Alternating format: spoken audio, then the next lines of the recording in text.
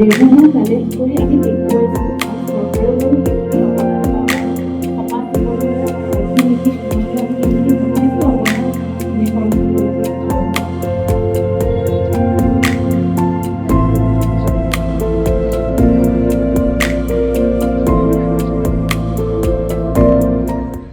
যিদিনা জনাইছিলে অৰুণদাই যে এটা চিনেমা হল তেওঁ মানে গঢ় দিবলৈ লৈছে বোকাখাতত, গতিকে সেইদিনাৰ পৰা আমি সকলোৱে আচলতে খুবেই আনন্দিত হৈছিলোঁ। আৰু সেইদিনাখন এটা অনুষ্ঠান আছিলে, ভাইমন্দা ছবিখনৰ পোষ্টাৰ ৰিলিজ আছিলে।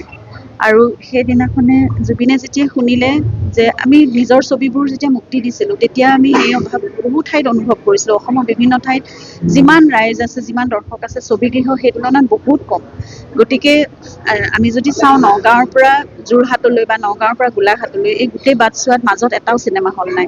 গতিকে সেই অভাৱ আমি বহুত বেছিয়ে অনুভৱ কৰি আছিলোঁ। আৰু প্ৰযোজক হিচাপে জুবিনেও সেই কথাটো অনুভৱ, চিনেমা নিৰ্মাতা হিচাপে। গতিকে যেতিয়া এই কথাটো শুনিলে যে বোকাখাত মাজৰ এটুকুৰা ঠাইত এটা ছবিগৃহ নিৰ্মাণ হ'ব, গতিকে তেওঁ খুবেই উৎসাহী হৈ উঠিছিল। আৰু তেওঁ সেইকাৰণেই যে অন্ততঃ অলপ হ'লেও দৰ্শকৰ অভাৱ এইটো পূৰণ কৰিব পাৰিব এই ছবিগৃহটোৱে, খুব উৎসাহী হৈ তেওঁ অৰুণদাক তেতিয়া কৈছিলে যে এই ছবিগৃহটো যেতিয়াই নিৰ্মাণ হৈ উঠিব, সম্পূৰ্ণ হৈ উঠিব, মই যাম উদ্বোধন কৰিবলৈ, তাত একেলগে ছবি চাম। আৰু যি চিনেমা চলি থাকে, অসমীয়া চিনেমা সকলোবোৰে তেওঁ প্ৰমোশ্যন কৰেই, গতিকে প্ৰমোশ্যনো কৰিম আমি সকলোবোৰে। আৰু পিছলৈ কথা পাতোতে এনেকুৱা হৈছিলে যে অৰুণদাই কৈছিলে ৰৈ ৰৈ বিনালে খনৰ পৰাই আমি আৰম্ভ কৰিম ছবিগৃহটো। কিন্তু গোটেই অভাৱনীয় কিছুমান এনেকুৱা ঘটনা ঘটি গ'ল, আমি কোনেও ভাবিবই নোৱাৰিলোঁ যে এনেকুৱা ধৰণৰ খেলি মেলি জীৱনত আহিব। আৰু চিনেমাখন আমি কেনেদৰে মুক্তি দিলোঁ মইতো নিজে ভালকে মানে ক'বই নোৱাৰোঁ সেইখিনি সময়ত, কিন্তু তেওঁৰ সপোন আছিল বাবেই সেই ছবিখন মুক্তি দিয়া হ'ল। 31 অক্টোবৰ তেওঁ ডেটটো যেতিয়া ভাবি থৈছিলে, তাৰিখটো, সেই তাৰিখে মুক্তি দিয়া হ'ব বুলি। 31 অক্টোবৰত আমি ৰৈ ৰৈ বিনালে মুক্তি দিলোঁ। আৰু অসমীয়া দৰ্শকে হেৰিদল ভাঙি আহি চালে, সঁহাৰি জনালে।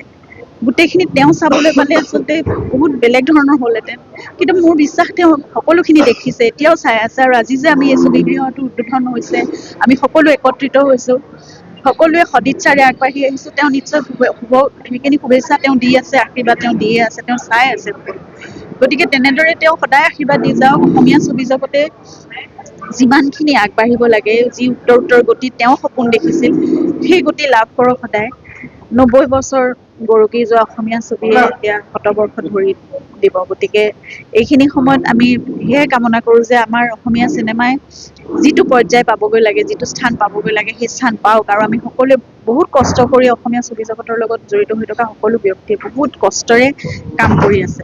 সেই পৰ্যায় এটা লাভ কৰিলে অন্ততঃ এটা ইণ্ডাষ্ট্ৰী হিচাপে যদি গঢ় লৈ উঠে, এটা উদ্যোগ গঢ় লৈ উঠে, তেতিয়াহ'লে সেই ৰেভিনিউ আমি যিমানখিনি এতিয়া আমি দি আছোঁ, হয়তো চৰকাৰৰ দ্বাৰা স্বীকৃত এতিয়ালৈকে হোৱা নাই, কিন্তু সেই বস্তুবোৰো স্বীকৃতি লাভ কৰক।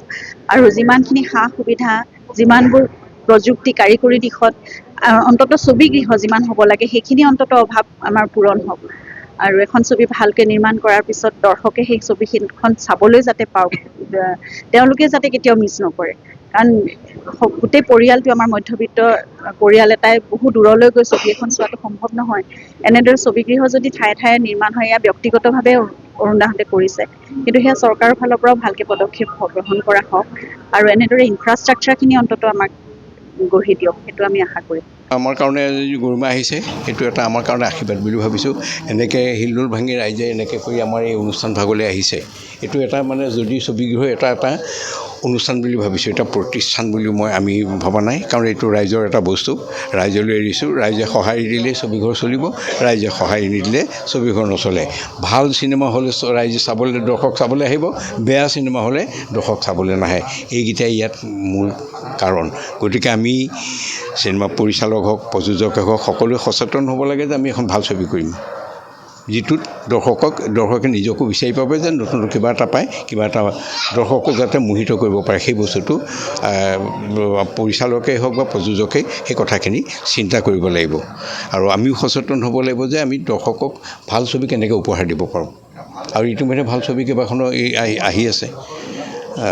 বাৰুদটো শ্বুটিং চলি আছে, ককা দেউতা নাতি হাতীয়ে ইতিমধ্যে হেৰি হৈছে, ঐ পুলিচখন আহি আছে, কেইবাখনো অসমীয়া ছবি আহি আছে, বীৰংগনা সতী সাধনী আহি আছে, ডিফলু বুলি এখন ছবি আহি আছে, সকলো ছবি সম্পূৰ্ণ মানে ৰেডি হৈ আছে।